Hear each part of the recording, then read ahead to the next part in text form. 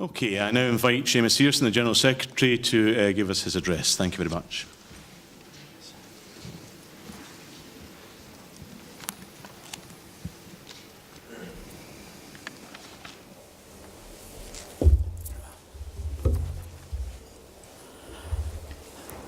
Good afternoon, Congress.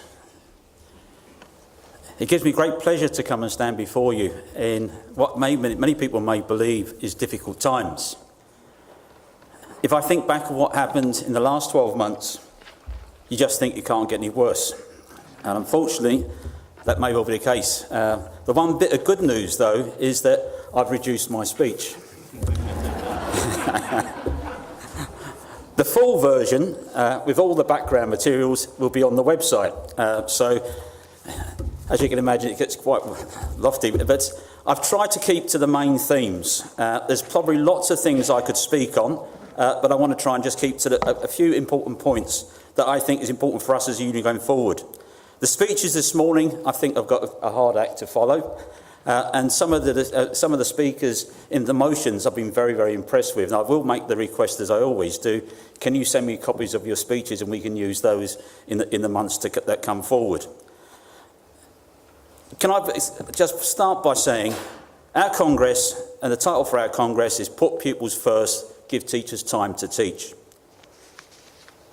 This is what SSTA members stood together and pushed for in our struggle against teacher and pupil workload in our ballot in the autumn of 2016. We had an excellent return in the ballot with a 91% vote in favour of taking action short of strike action, with a 40.8% turnout. This was not an easy decision for SSTA members to take, and I'm proud to say their pupils and their pride in education is always their priority.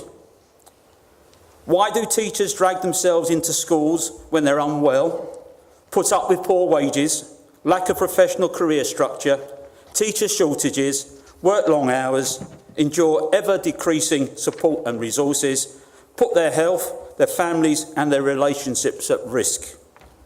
I'll tell you why. Because teachers care. And despite all the changes, new initiatives and whims of politicians, teachers try to make it work for the benefit of their pupils in their classrooms, because they have only got one chance. So I say congratulations to you for sticking together and challenging the pressures applied to you by supporting our industrial action. The battle is not over, and there is a good distance to cover. But we will succeed, because we have to. If we don't, we would be failing the pupils we care for most and our cherished, and I'll say it again, cherished, education service. The way teachers are treated is nothing less than systematic abuse.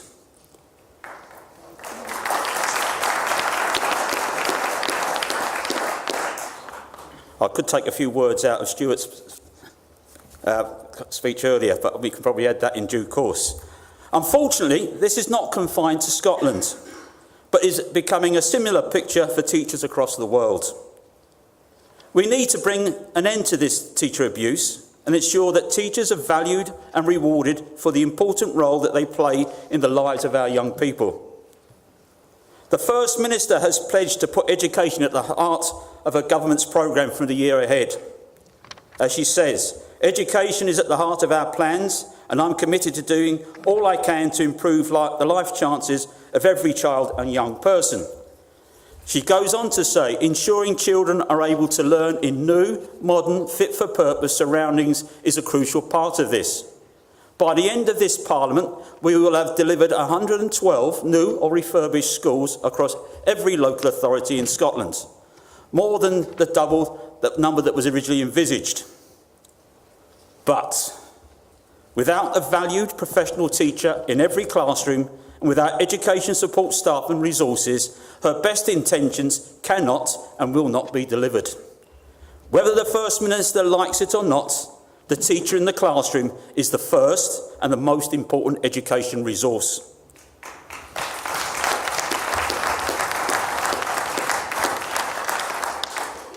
Teacher workload. The SSTA industrial action began on the 24th of October to give teachers back control of their time, and we needed the ballot to give security to our members in the schools. Teachers need to focus on teaching and learning and put to one side those duties and tasks that do not help the teacher in the classroom. We are making progress. More and more of our members are saying no, or more politely, thank you very much for your kind offer of additional work, but I will decline the offer on this occasion. The SSTA has campaigned for a number of years to reduce teacher workload in all aspects of teacher work, but especially in the senior phase. The SSTA asked for a more measured implementation of the new national qualifications, but the government moved forward regardless. It came as no surprise to SSTA members that the accountability and micromanagement systems contained within national qualifications forced teachers and pupils to breaking points. However, there is no satisfaction in knowing you were right all along. It is so important to listen to the teachers in the classroom, not to give importance to the views of those not involved in the day-to-day business of teaching. Those who actually do the job need to be listened to. The SSTA represents the views of teachers at all levels in secondary schools, and we must be listened to.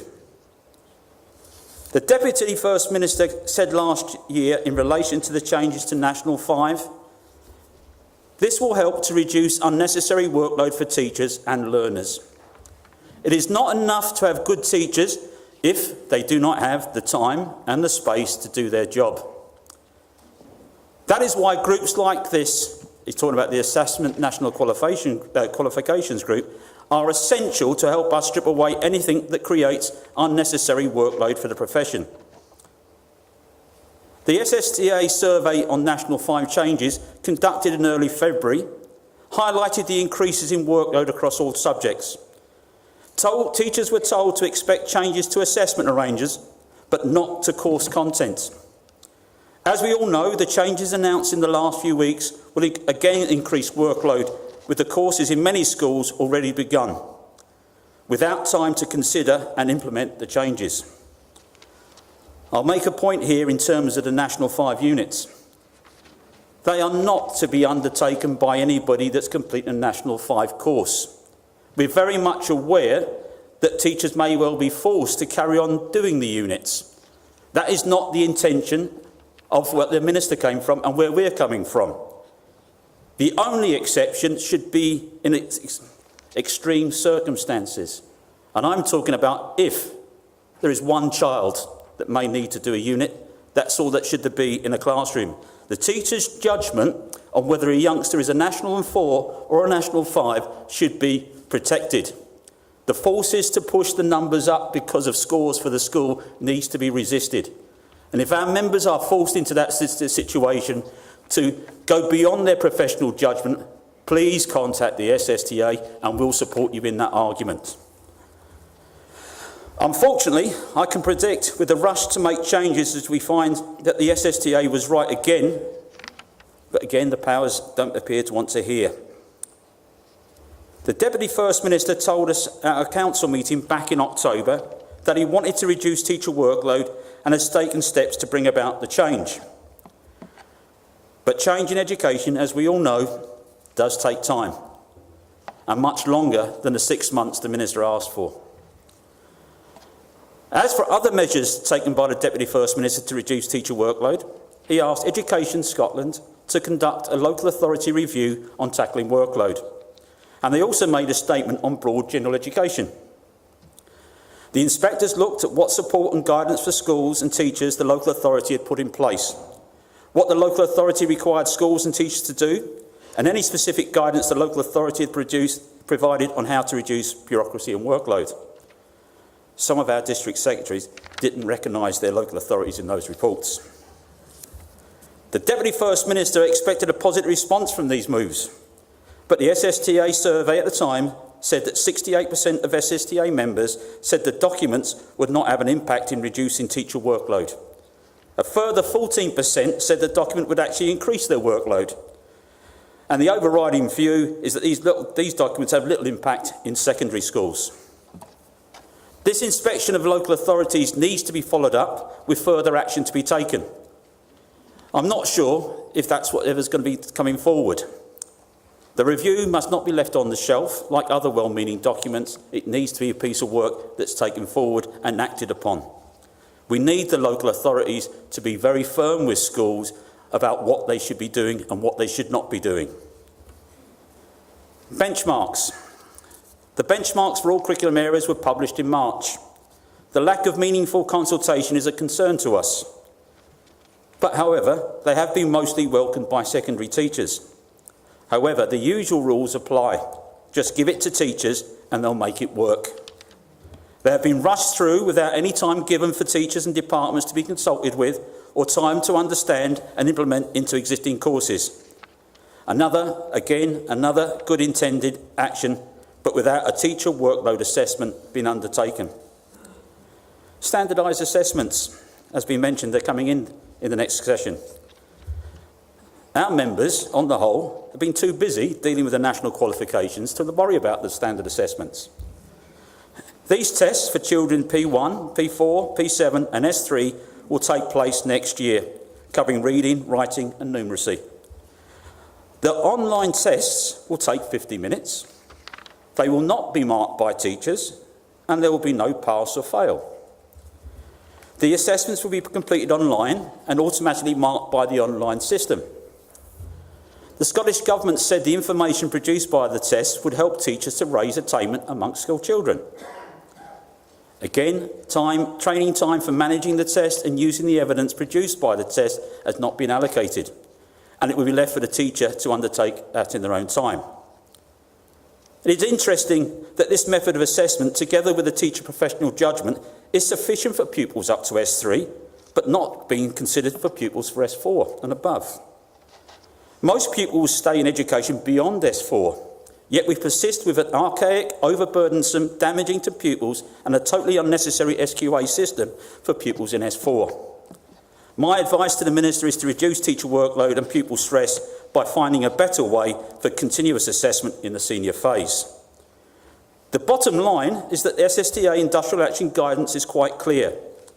If you are not allocated the time within the school working time agreement, then that work cannot be done.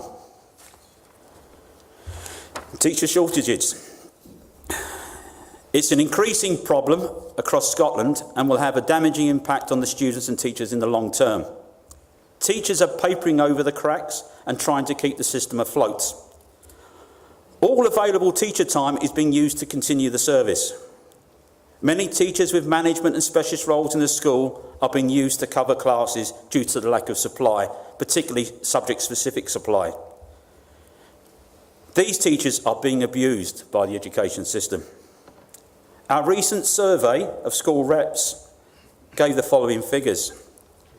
81% of main-scale teachers were being timetabled up to the maximum 22.5 hours.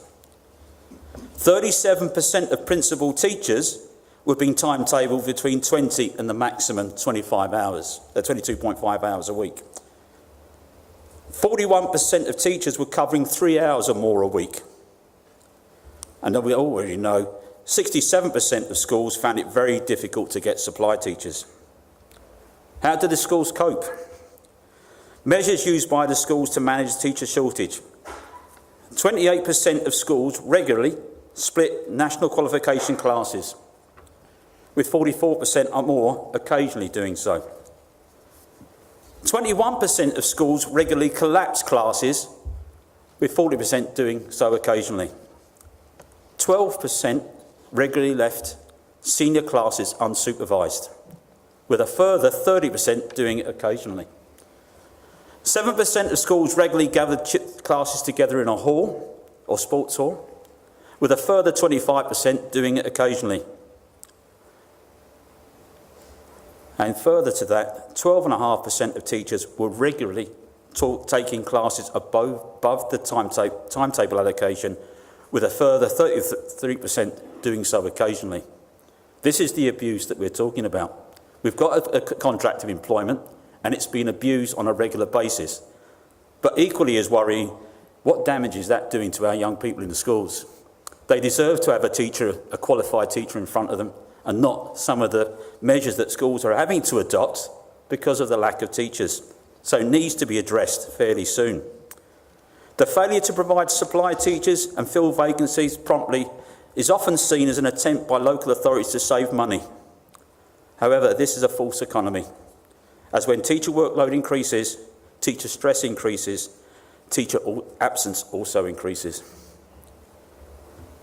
The GTCS found in 2016 there were 861 lapsed teachers aged 21 to 45. It sought reasons why teachers were leaving the register, and the GTC found 14.5% cited changes in family circumstances, 12% were taking a career break, although some employers offer career breaks on paper, but often they can be reluctant to actually grant them in practice, particularly for promoted posts.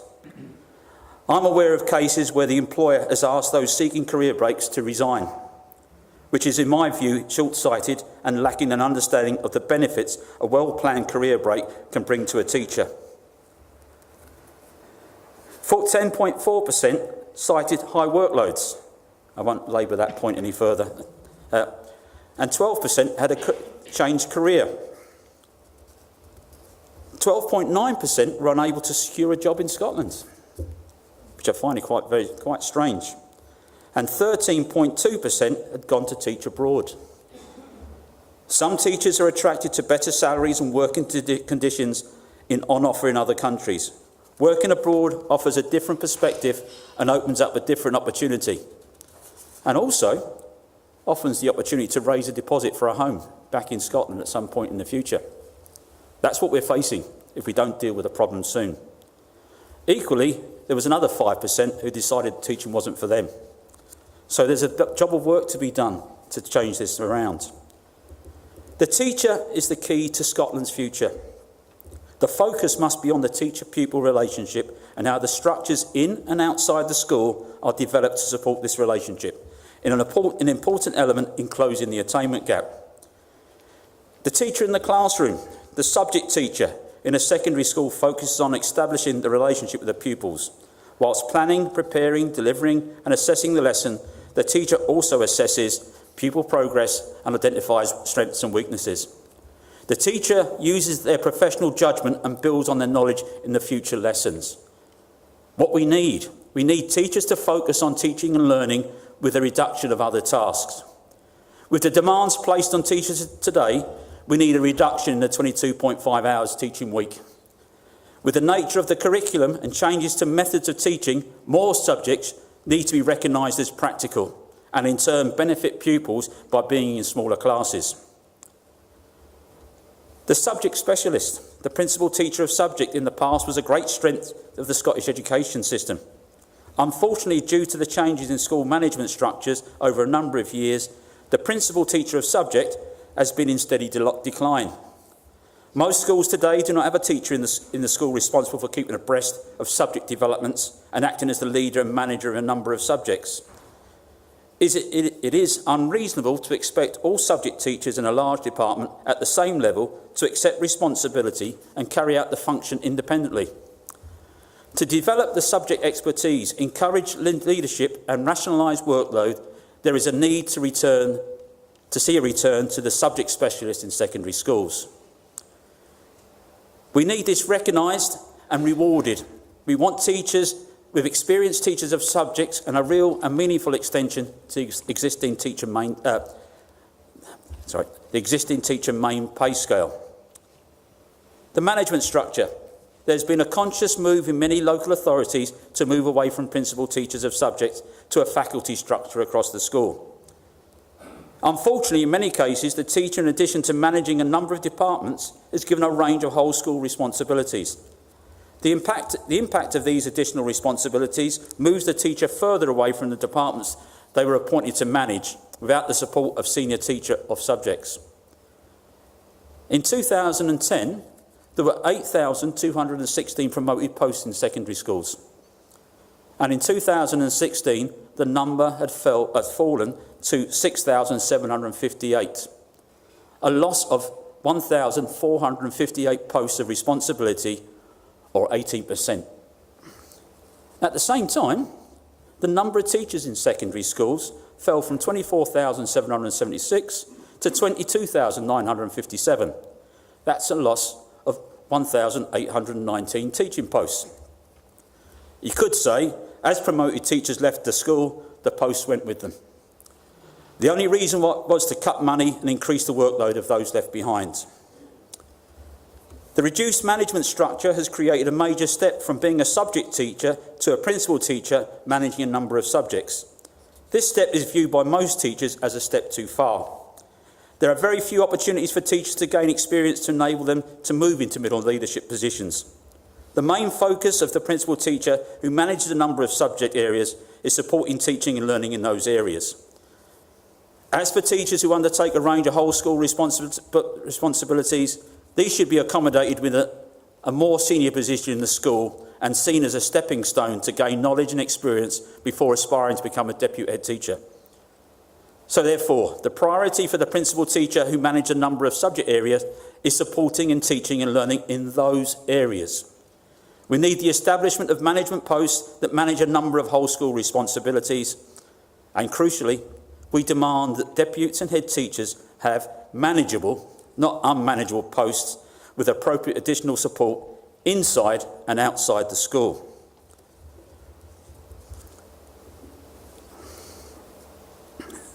Scotland is facing a deepening crisis in retaining and recruiting teachers and head teachers in its schools. The Scottish Government needs to acknowledge that teachers' working conditions and remuneration have failed to keep pace with the rapidly changing education environment. Schools and teachers need to adapt to meet the demands of modern education system. As a consequence, teaching is increasingly perceived as an unattractive profession with an impossible workload demand, restricted career path and an uncompetitive salary scale. Addressing the structure of schools and its workforce are essential elements in the Scottish Government's challenge to close the attainment gap.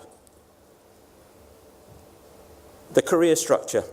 The removal of the chartered teacher scale, originally intended to keep good teachers in the classroom, has created a glass ceiling that new teachers reach relatively quickly. There is little opportunity for advancement, which is creating a problem keeping and motivating these teachers in the profession. The number of posts of responsibility have been reduced. This has closed down the opportunities for teachers to gain experience, responsibility, career advancement and incentives to remain in teaching. The normal promotion ladder expects classroom teachers to become principal teacher, managing a number of departments without any subject management experience. Once promoted to principal teacher, managing a number of departments, the next move is the post of deputy head teacher. In our survey of school reps, management time, 38% of principal teachers were given for their management tasks between 2 and 3 hours management time per week, with a further 18% being given no management time to undertake the responsibility. So how can these people manage when that's the level that's been put to them? The same applies to our members higher up the system. In some schools, 29% of our deputies have no timetable teaching commitment. But then 21% of deputy head teachers were being timetabled for 5 or more hours per week. The same with head teachers. 24% of head teachers had timetables up to 4 hours a week. We put these people into management positions and then we take away the time for them to do the job. That's not where we want to be going. The only other way to get promotion is through the pastoral and pupil support route. But unfortunately, this has limited posts of responsibility and increasingly unmanageable workload. It doesn't help to have an inappropriate job sizing toolkit that doesn't recognise the remit of the jobs these people undertake. The difficulties in recruiting new head teachers reflects the unmanageability of the post and the reluctance from experienced deputy head teachers who have identified the scale of the problem. We need a career structure that gives opportunities to gain experience and responsibility across the education system and recognises the long-term commitment of the teacher. Teachers' salaries. We need some facts. The salary scales for teachers and head teachers have become uncompetitive and do not recognise the value, commitment and importance of the teacher in the workforce in Scotland.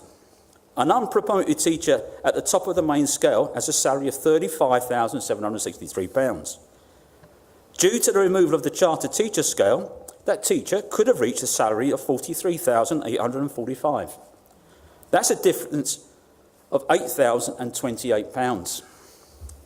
An unpromoted teacher in England at the top of the upper pay spine has a salary of £38,250, a difference of £2,487.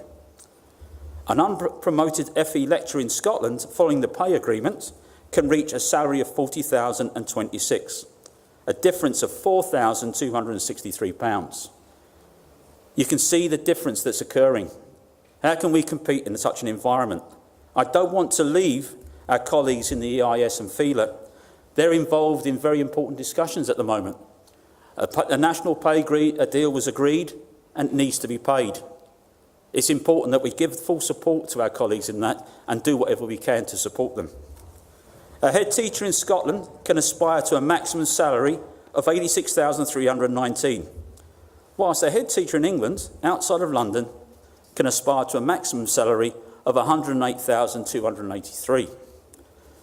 That's a difference of £21,964. Are the jobs that different? I would argue they're not. I'm going to come to a conclusion very shortly, but I can't pass without mentioning the governance review.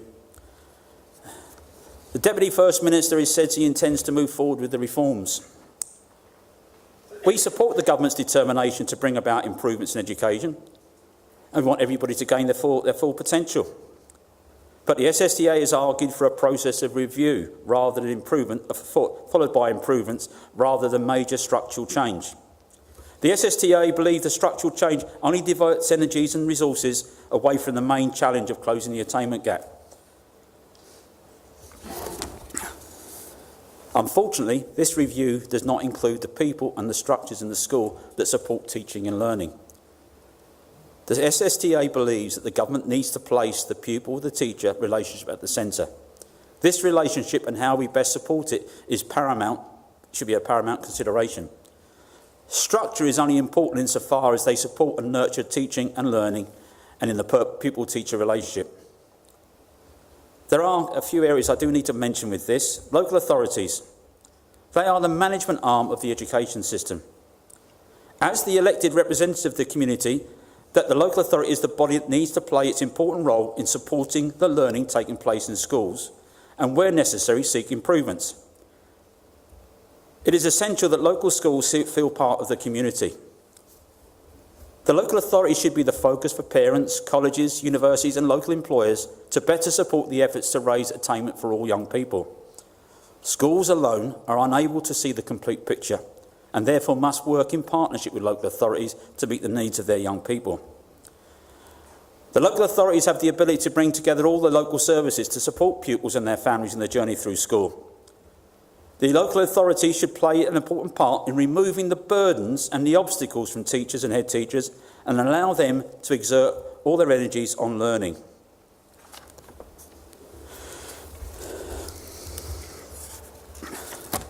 I'm missing an extra few bits out there. I think you've had enough so far. But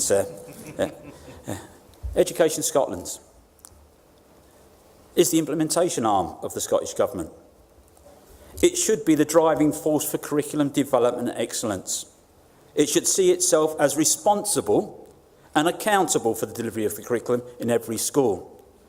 Education Scotland should not be independent of the schools and local authorities, but working in partnership with and be responsible for the education that takes place. The SSTA would recommend that the Inspectorate focus its efforts on local authorities rather than schools. Local authorities should be the driving force for excellence in schools for all young people, and the Inspectorate should seek naturally occurring evidence in the schools to support the work of the local authorities. Fair funding, that's part of this governance review, or as some people might say, spreading the existing money in different directions. The government wishes to establish a fair and transparent needs-based funding formula for schools and make sure that more money goes direct to head teachers.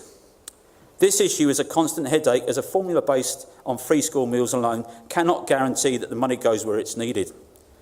It would be far better to trust the judgment of the teachers, the professionals in the classroom, to identify the needs of every individual and then find the funds to support that.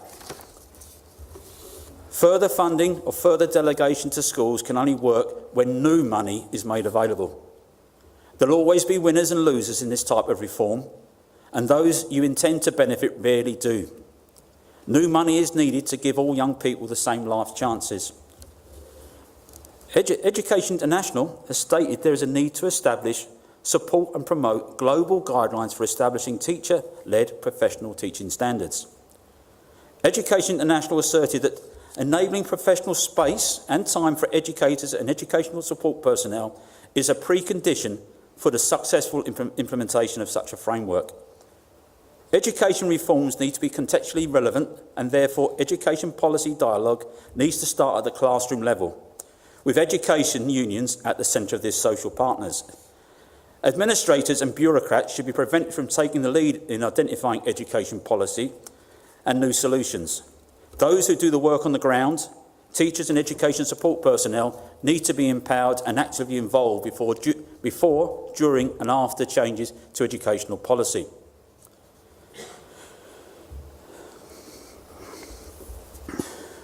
It is the responsibility of and the duty of our government and politicians to defend our excellent education system and find solutions to the challenges we face together. A message to our politicians: please stop using education as a political football and using it as a way of scoring points against each other. It is unforgivable. Education is too important to play political games with, and you do more damage to education and its image every time you run down education. Every time you run down and undermine education, another young person chooses not to follow a career path into teaching, and another group of teachers walks out the school gate. It is now time for the government to invest in its teaching workforce, not just by providing professional learning opportunities. Now is the time to end austerity measures. Austerity policies is a political choice to reduce public services. It is time to move away the austerity mentality and invest in education, invest in teachers, invest in Scotland's young people and Scotland's future. It's time to put pupils first and give teachers time to teach. Thank you.